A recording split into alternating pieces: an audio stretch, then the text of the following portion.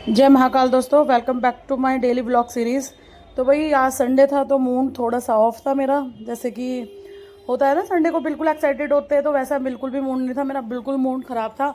तो बट सुबह उठी, सुबह उठ के फिर बच्चों को पहले उठाया। भाई मूड कैसा भी हो पेरेंट्स का, बट बच्चों को एकदम हैप्पी हैप्पी होकर उठाना चाहिए। तो मैंने यहाँ पे अपने बच्चों को एकदम हैप्पी हैप्पी होकर उठाया, खुश होकर एकदम पुच्ची उच्ची करी उनको बहुत सारी, क्योंकि भाई संडे का टाइम था तो ये भी बहुत देर तक सो रहे थे। उठने का ही मन नहीं कर रहा था कि नहीं बुआ हम नहीं उठ रहे, हम नहीं उठ रहे। फिर मैं जैसे ही बाहर आई तो देखा तो मम्मी नहाने के लिए जा रही थी। मैंने बोला मम्मी कहाँ जा रही हो, तो कि मैं नहा लेती हूँ उसके बाद तू नहा लियो। फिर मैं किचन में आ गई थी, क्योंकि किचन में भाभी जी ने नाश्ता तैयार कर दिया था। भाई सुबह उठ के भाभी जी सारा काम कर लेती हैं, मुझे करने की जरूरत नहीं पड़ती। मैं बस बच्चों को तैयार करती हूँ स्कूल के लिए, उनका लंच पैक करती हूँ बस। और बाकी का ऊपर का काम कर लेती हूँ, बाकी काम भाभी करती है हमारी। तो मैंने फिर बच्चों के लिए नाश्ता लगा दिया था। उन्होंने चाय के साथ चिप्स मांगे थे तो फिर मैंने उनको वही दिए थे। भाई बच्चे हैं, खास करके मेरी बेटियां हैं, चारों की चारों मेरी बेटियां हैं, तो इसलिए भाई वो जो कहती हैं तो मैं मतलब उन चीज़ों को टाल नहीं सकती, चाहे मेरा मूड कितना भी खराब हो। फिर बच्चों ने कहते थे कि बुआ आज संडे है तो आज पास्ता बना दो हमारे लिए। तो फिर मैंने सोचा चल यार मेरा मूड तो खराब ही है तो बच्चों का मूड क्यों खराब करूं मना करके। फिर मैंने उनके लिए जल्दी जल्दी से पास्ता रेडी किया कि भाई मतलब जल्दी से बना लेती हूँ, क्योंकि मेरे माइंड में एक चीज़ चल रही थी कि भाई जैसे कि होता है ना कि पेरेंट्स गुस्सा, मतलब पेरेंट्स को किसी पेरेंट्स को गुस्सा आता है तो वो अपना गुस्सा बच्चों पे निकाल देते हैं, है ना, या फ्रस्ट्रेशन बच्चों पे निकालते हैं। तो भाई ऐसा ऐसा मत करा करो बिल्कुल भी, क्योंकि देखो बच्चों को थोड़ी पता है कि भाई पेरेंट्स परेशान है, किस चीज़ से परेशान है, किस चीज़ की टेंशन है। इस चीज़ को, उनका बचपन है, उनको बचपन उनको अच्छे से जीने दो।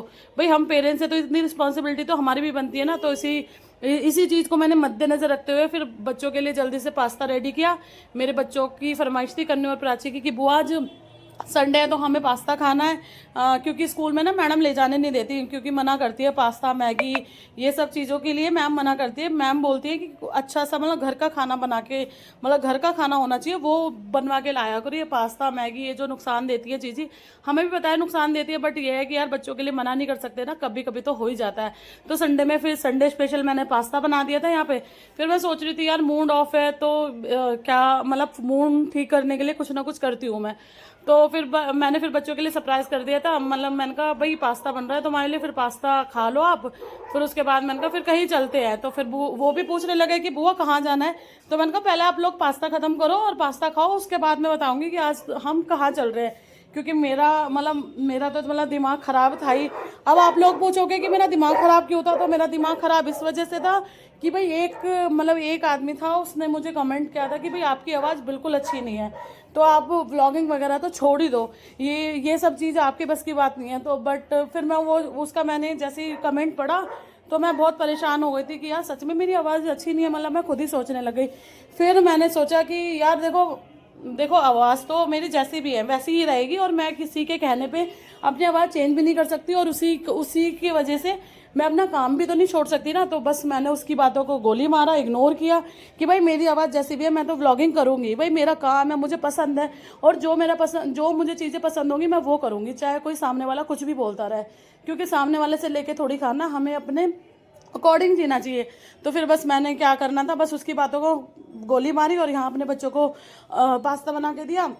किचन पूरा क्लीन करा किचन, क्योंकि देखो मैं जब काम करती हूँ ना किचन में तो बहुत सारे बर्तन गंदे हो जाते हैं, पूरी किचन उथल पुथल मच जाती है। तो फिर मैंने जल्दी से अपनी पूरी किचन संभाली। मैंने कहा कहीं भाभी गुस्सा ना करने लग जाए कि तुमने सारा सामान फैला दिया। तो मैंने जल्दी से पूरा किचन समेटा, क्लीन करा अच्छे से। क्लीन करने के बाद फिर मैंने बच्चों को बोला, फिर मैं रेडी होने के लिए चली गई थी। मैंने कहा पहले पूरा किचन क्लीन कर देती हूँ, उसके बाद मैं रेडी होने जाऊँगी।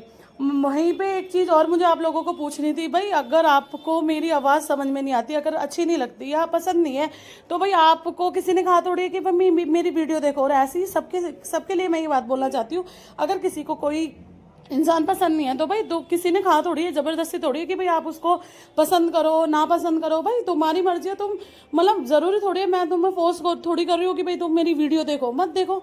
तो भाई छोड़ो इन सब बातों को। फिर हम आ गए थे मॉल, घर के पास में एक वितरस मॉल पड़ता है तो हम वहाँ पे आ गए थे। फिर बच्चों को राइड्स कराई अपनी, क्योंकि भाई मेरी 3 गुड़िया है, तीनों गुड़िया मेरे साथ गई थी। तो भाई उन्होंने कहा कि बुआ हमें इस पे बैठना है, इस पे बैठना है। मैंने कहा चलो ठीक है भाई, तुम्हारे वजह से ही तो मैं आई हूँ, तुम्हारे वजह से मेरा मूड ठीक हुआ है आज। तो बच्चों को मैं यहाँ लेके आ गई थी। बच्चों को ले जाने के बाद फिर यहाँ बच्चे खेले, और यहाँ मेरी मेरी सैड सैड सी शक्ल थी, बट बाद में एकदम ठीक हो गई थी। थोड़ा सा मतलब अपसेट थी मैं, बट बाद में एकदम ठीक हो गई थी। फिर घर पे आए, घर पे आने के बाद भाभी ने एकदम मज़ेदार कड़क सी चाय बना रखी थी।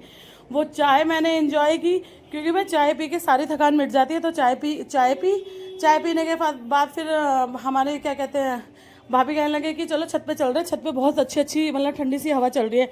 मैंने कहा चलो एक बार मैं भी जाके देखती हूँ। तो भाई हम छत पे आ गए थे। छत पे आने के बाद देखा तो सच में बहुत ठंडी ठंडी हवा चल रही थी यहाँ पे। ये हमारी छत का व्यू है, क्योंकि हमारे घर के पास सब्जी मंडी लगती होती है, पूरे में लाइटिंग रहती है। रात को 12 बजे तक ऐसी शोर शराबा और लाइटिंग ऐसी ही रहती है कंटिन्यू। तो छत पे हम चले गए। छत पे ठंडी हवा आ रही थी। ये देखो पेड़ कितनी तेज हिल रहा था। ऐसा लग रहा था जैसे कहीं पे बारिश, बहुत तेज बारिश हुई और ठंडी ठंडी ओले पड़े हो। भाई जैसा भी है जो भी है, भाई हमारे लिए तो मौसम बढ़िया ही था। तो भाई फिर उसके बाद हमारे भाई का फ़ोन आ गया था कि जल्दी आ जाओ, पराठे खाने चलते। फिर हम पैसिफिक के सामने एक भैया है पराठे वाले भैया, उनके पास पराठे खाने के लिए गए। वहीं पे भाई ने कुल्हड़ वाली चाय ऑर्डर कर दी थी कि भाई चाय पी लो, वैसे चाय पी के गैस बन जाती है। फिर इसी के साथ मेरा व्लॉग और मेरा दिन यहीं पे ख़त्म होता है। तो आप लोग मुझे बताइए कमेंट करके कि आप लोगों को मेरी आवाज़ कैसी लगती है और ब्लॉग कैसा लगा। उसके साथ बाय बाय, और सब्सक्राइब करना ना भूलें।